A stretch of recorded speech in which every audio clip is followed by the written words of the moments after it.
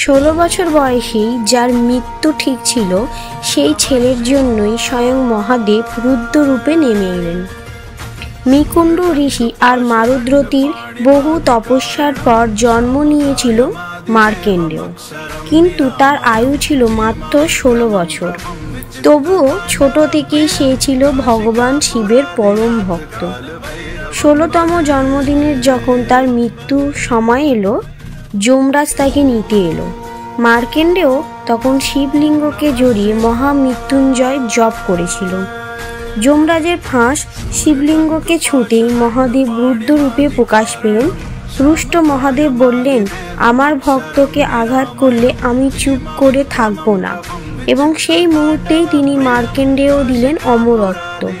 এই কারণেই ঋষি মার্কেন্ডেয়কে বলা হয় মৃত্যুহীন ভক্ত। জয় শিব শম্ভু। আপনারাও যদি ভগবান শিবকে মার্কেন্ডেয় ঋষির মতন ভালোবেসে থাকেন, তো অবশ্যই এই ভিডিওতে একটি লাইক করবেন এবং কমেন্টে লিখবেন জয় শিব শম্ভু ও চ্যানেলটা অবশ্যই সাবস্ক্রাইব করবেন।